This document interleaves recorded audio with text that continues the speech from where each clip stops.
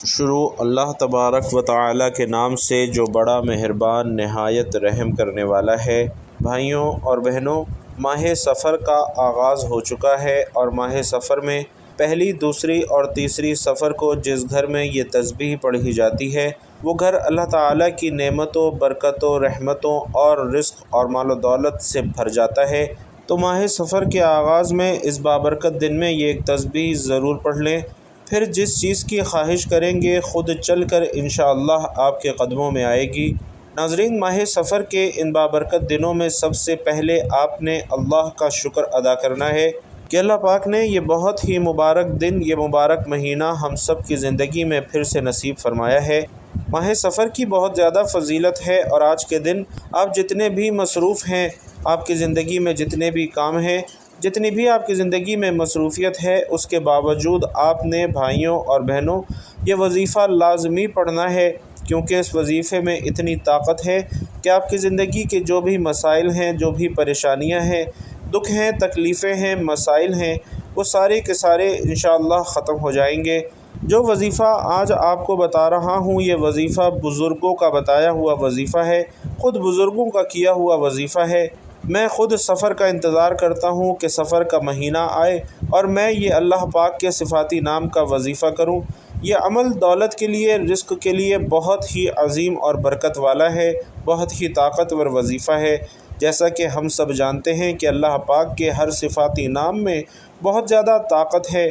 ویسے تو اللہ پاک کا ہر نام ہی بہت طاقتور ہے، لیکن آج کی اس ویڈیو میں جو اس میں مبارک آپ کو بتا رہا ہوں، آپ نے ماہ سفر کے ان مبارک دنوں میں اس اسم اعظم کی ایک تسبیح ضرور پڑھنی ہے، اور اس کے بعد دیکھنا میرا اللہ، میرا پروردگار آپ کو اتنا نوازے گا کہ آپ کروڑوں بھی مانگیں گے تو انشاءاللہ میرا اللہ اپنے فضل و کرم سے آپ کو عطا فرمائے گا۔ ناظرین، جب بھی ہم اللہ سے مانگتے ہیں تو اللہ پاک ضرور عطا فرماتا ہے۔ میں نے اپنی زندگی میں بہت زیادہ معجزات ہوتے دیکھے ہیں، کئی ناممکن کام ممکن ہوتے دیکھے ہیں، تو میرے اللہ کی طاقت ہر کوئی جانتا ہے۔ میرا اللہ ہر چیز پر قادر ہے۔ اللہ تعالیٰ کی ذات بہت زیادہ طاقتور ہے اور وہ ذات جو چاہے کر سکتی ہے۔ معجزے آج بھی ہوتے ہیں، بس ان پر ایمان رکھنے والا ہونا چاہیے کہ اس ذات کے لیے کوئی بھی کام ناممکن نہیں ہے۔ میرا اللہ جب کہتا ہے کن یعنی ہو جا تو وہ کام ہو جاتا ہے۔ اس لیے آپ کی زندگی میں جتنے بھی مسائل ہیں، جتنی بھی پریشانیاں ہیں، جتنی بھی تکالیف ہیں، بس اپنے اللہ سے دعا مانگا کریں، اپنے اللہ کے آگے گڑ گڑایا کریں، اللہ کو اپنے دکھ تکالیف بتایا کریں، کیونکہ وہ ایک ہی ذات ہے جس کو آپ اپنے دکھ درد سچے دل کے ساتھ، عاجزی کے ساتھ رہ کر بتاؤ گے تو آپ کو اس وقت دلی سکون محسوس ہوگا۔ اور جب آپ اپنے سارے معاملات اپنے اللہ کو بتا دیتے ہیں، اپنے اللہ کے سپرد کر دیتے ہیں، تو یقین جانیے انسان کو ایسا سکون محسوس ہوتا ہے، تو سمجھ لینا کہ اللہ پاک آپ سے راضی ہے اور آپ کے جو مسائل ہیں اللہ تعالیٰ وہ جلد حل فرمائے گا، کیونکہ اللہ تعالیٰ کی بارگاہ میں جو ہاتھ اٹھتے ہیں وہ ہاتھ کبھی خالی نہیں لوٹائے جاتے۔ میرا اللہ انہیں ضرور نوازتا ہے، ان خالی ہاتھوں کو بھر دیتا ہے جس چیز کی وہ طلب کرتے ہیں۔ میرا اللہ انہیں وہ عطا فرماتا ہے جس چیز کی وہ خواہش کرتے ہیں۔ تو آپ نے آج کا یہ وظیفہ پڑھ کر اللہ سے مانگنا ہے، اللہ سے وہ چیز مانگنی ہے جس کی آپ کے دلوں میں کافی عرصے سے خواہش ہے، لیکن آپ کو وہ حاصل کرنا ناممکن لگتا ہے۔ آپ اس عمل کو کسی بھی نماز کے بعد پڑھ سکتے ہیں۔ یہ عمل خاص طور پر ان لوگوں کے لیے ہے جو مجبور ہیں، جو قرض دار ہیں، جو رزق کی تنگی کا شکار ہیں، ایک وقت کا کھاتے ہیں تو دوسرے وقت کا سوچنا پڑتا ہے۔ وہ میرے بھائی بہن اس عمل کو لازمی پڑھیں، انشاءاللہ آپ کی زندگی کی ساری مشکلات ختم ہو جائیں گی۔ تو بھائیوں اور بہنوں، آج کا وظیفہ بتانے سے پہلے ایک چھوٹی سی گزارش کروں گا۔ مبارک دن ہے، ایک پیارا اور مختصر سا درود صلی اللہ علیہ وآلہ وسلم کمنٹ باکس میں ہدیۃً تحفۃً پیارے آقا کے لیے ضرور لکھتے جائیے گا۔ تو ناظرین، اب عمل کیا ہے؟ 1، 2، 3 سفر آپ کو جب جہاں جیسے وقت ملتا ہے آپ نے باوضو مصلی پر بیٹھ جانا ہے۔ ویسے تو آپ یہ عمل چلتے پھرتے بھی کر سکتے ہیں، لیکن بھائیوں اور بہنوں چھوٹا سا عمل ہے اور مناسب طریقہ یہ ہے کہ آپ باوضو ہو کر سکون سے، اطمینان سے یہ عمل کیجئے۔ تو آپ کو جب جہاں جیسے وقت ملتا ہے آپ نے باوضو مصلی پر بیٹھ کر سب سے پہلے پیارے آقا صلی اللہ علیہ وسلم کی ذات اقدس پر درود پاک کا نذرانہ پیش کرنا ہے۔ یاد رکھیے کہ درود پاک آپ کوئی سا بھی پڑھ سکتے ہیں۔ آپ چاہیں تو آسان اور مختصر سا درود صلی اللہ علیہ وآلہ وسلم پڑھ لیجئے، صلی اللہ علی محمد پڑھ لیجئے، یا نماز والا درود یعنی درود ابراہیمی پڑھ لیجئے۔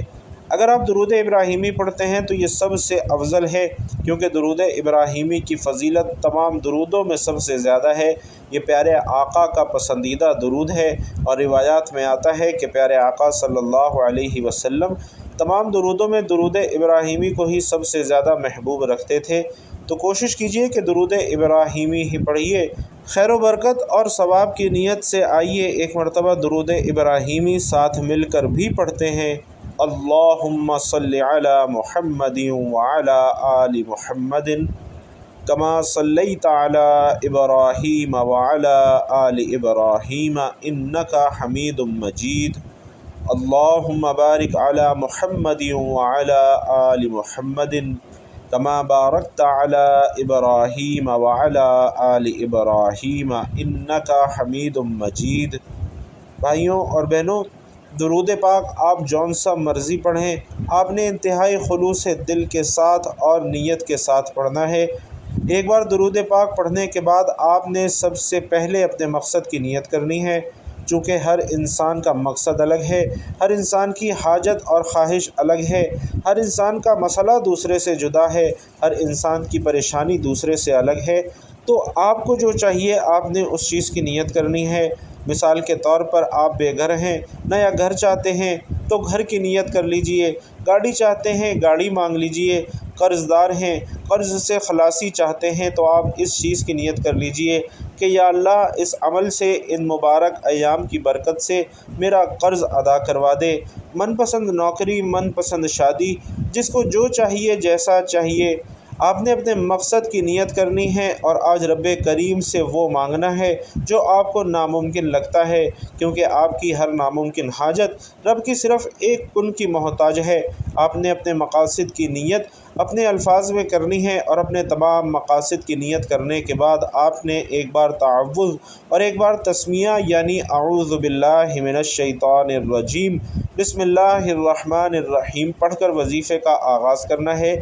اور یاد رکھیے کہ اعوذ باللہ اور بسم اللہ اس وظیفے کا باقاعدہ حصہ ہے، اس لیے آپ نے اہتمام کے ساتھ یہ پڑھنا ہے، کیونکہ جس کام کی ابتدا اعوذ باللہ اور بسم اللہ سے کی جاتی ہے اس کام میں سے تمام شیطانی اثرات ختم ہو جاتے ہیں، شیطانی وسوسے اور اندیشے اس کام سے دور کر دیے جاتے ہیں، اور اس کام میں اللہ تعالیٰ کی طرف سے خیر و برکت اور سلامتی نازل ہوتی ہے، اس کام میں اللہ تعالیٰ کی مدد اور نصرت شامل حال ہو جاتی ہے۔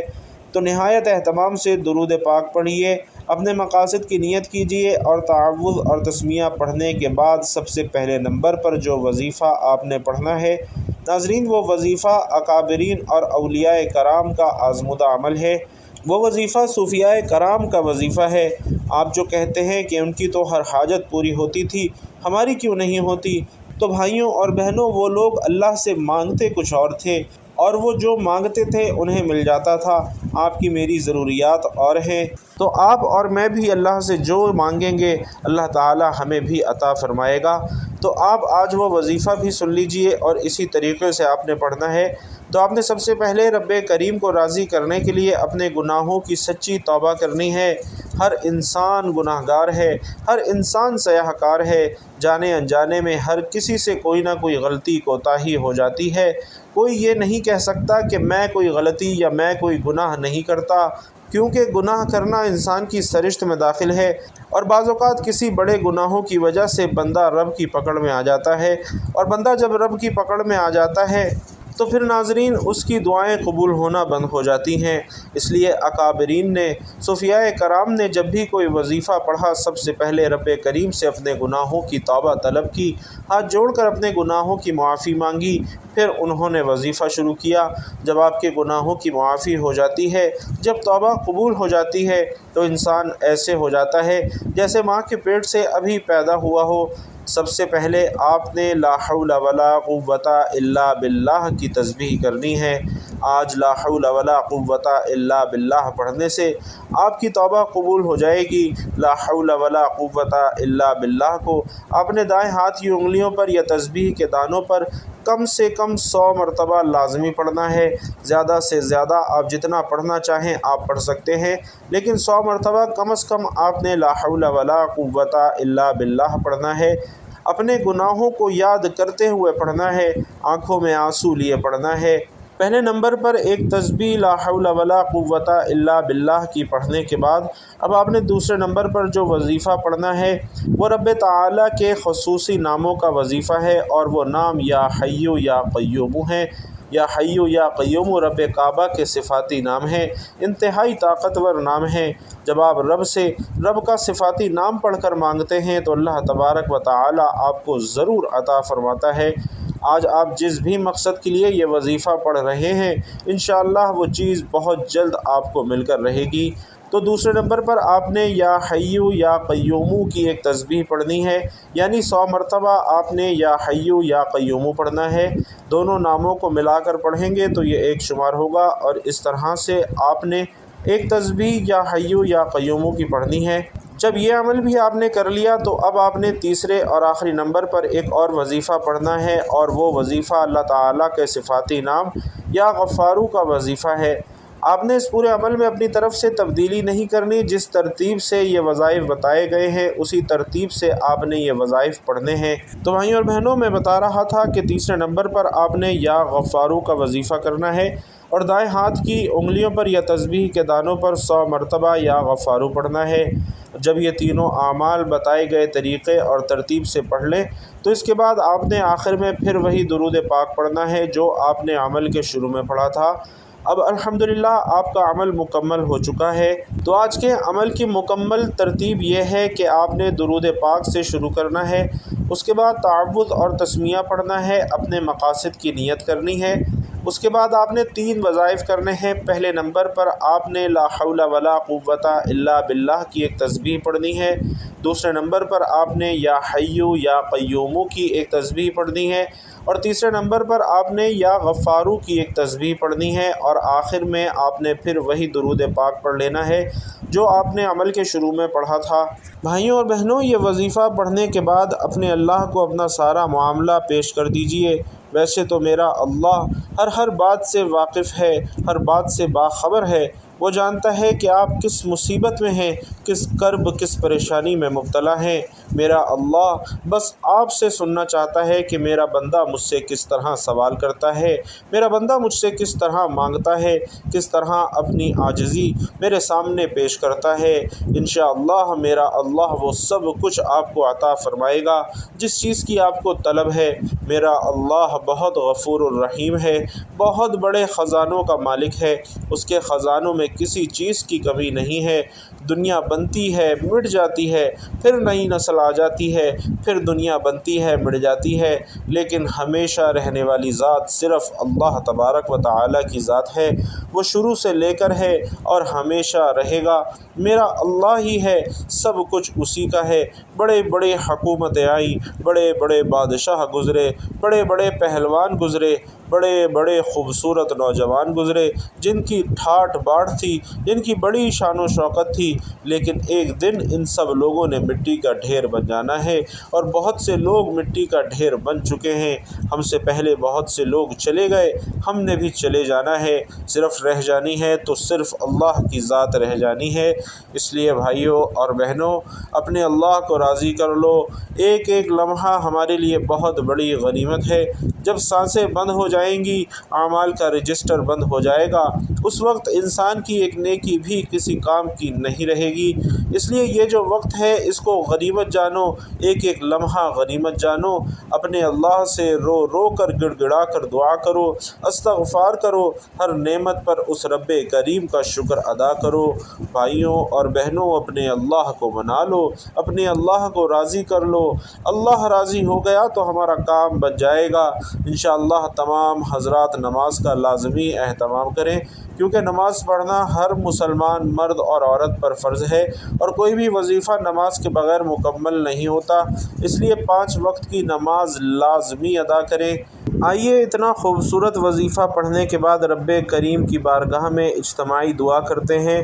میں دعا کروں گا، آپ لوگوں نے آمین کہنا بھی ہے، کمنٹ باکس میں آمین لکھنا بھی ہے، کیونکہ جتنے زیادہ لوگ دعا میں شامل ہوتے ہیں، دعا پر آمین کہتے ہیں، دعا کی قبولیت کے امکانات اتنے ہی زیادہ بڑھ جاتے ہیں۔ تو آئیے اللہ کریم سے دعا کرتے ہیں کہ اے اللہ رب العزت، اے ساری کائنات کے شہنشاہ، اے ساری مخلوق کو پالنے والے، اے زندگی موت کا فیصلہ کرنے والے، اے آسمانوں اور زمینوں کے مالک، اے پہاڑوں اور سمندروں کے مالک، اے انسانوں اور جناتوں کے معبود، اے عرش اعظم کے مالک، اے فرشتوں کے معبود، اے عزت اور ذلت کے مالک، اے بیماروں کو شفا دینے والے، اے بادشاہوں کے بادشاہ، اے اللہ ہم تیرے گناہ گار، تیرے خطا کار بندے ہیں۔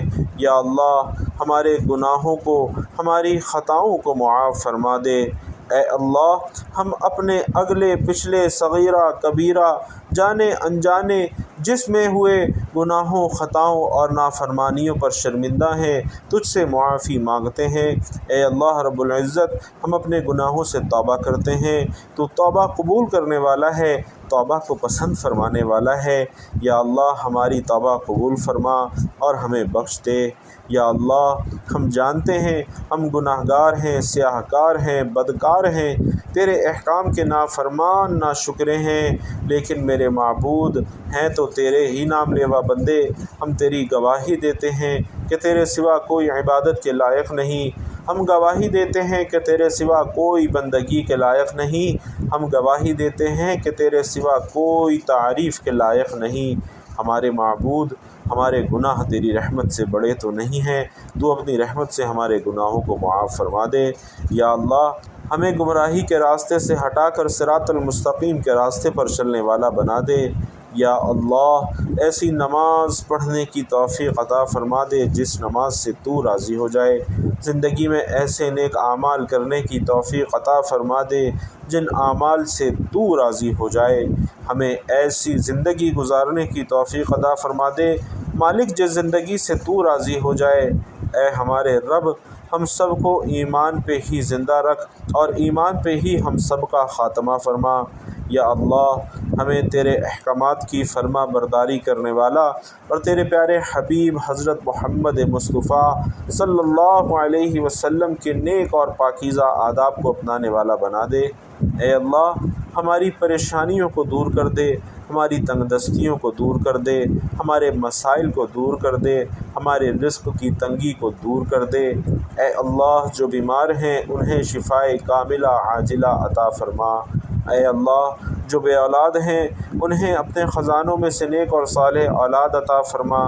اے اللہ جو صاحب اولاد ہیں ان کی اولاد کو ان کی آنکھوں اور سینے کی ٹھنڈک بنا، نیک صالح اور فرما بردار بنا۔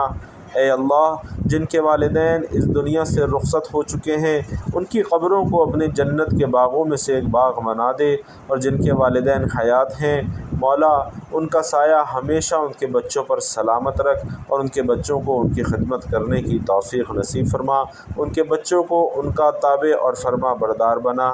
اے اللہ جن کے جو کام رکے ہوئے ہیں اپنے فضل و کرم سے وہ پورے فرما دے۔ یا اللہ بچھڑے ہو کو ملا دے، شادی شدہ جوڑوں میں محبت اور خلوص پیدا کر دے اور ان کی زندگیوں میں برکت ڈال دے۔ اے اللہ تمام لڑکے اور لڑکیوں کے نصیب اچھے کر دے۔ یا اللہ جو قرض کے بوجھ تلے دبے ہوئے ہیں ان کا قرضہ جلد سے جلد ادا کروا دے، جو قرض کے بوجھ تلے دبے ہوئے ہیں ان کا قرضہ جلد سے جلد ادا کروا دے، جو قرض کے بوجھ تلے دبے ہوئے ہیں ان کا قرضہ جلد سے جلد ادا کروا دے۔ اے اللہ شیطان مردود سے ہماری حفاظت فرما۔ یا اللہ ہمیں حلال رزق کمانے کھانے کی توفیق نصیب فرما اور ہمارے حلال رزق میں خوب برکت، وسعت اور کشادگی پیدا فرما۔ یا اللہ کبھی کسی کے سامنے ہاتھ پھیلانے کی خفت سے بچا لے، ہمیشہ اپنے در کا سوالی رکھ۔ اے اللہ تیرے پیارے حبیب حضرت محمد مصطفیٰ صلی اللہ علیہ وسلم نے تجھ سے جن جن خیر کی دعائیں کی ہیں ان تمام دعاؤں میں ہمارا بھی حصہ شامل فرما لے۔ تیرے پیارے حبیب حضرت محمد مصطفیٰ صلی اللہ علیہ وسلم نے تجھ سے جن جن شرور سے پناہ چاہی ہے ان تمام شرور سے ہمیں بھی پناہ عطا فرما۔ اے اللہ ہماری دعاؤں کو اپنی بارگاہ میں قبول و منظور فرما، آمین یا رب العالمین۔ بھائیوں اور بہنوں، آپ لوگ بھی آمین ضرور لکھیے گا۔ اللہ تبارک و تعالی آپ سب کی تمام دعاؤں کو قبول فرمائے، آمین یا رب العالمین۔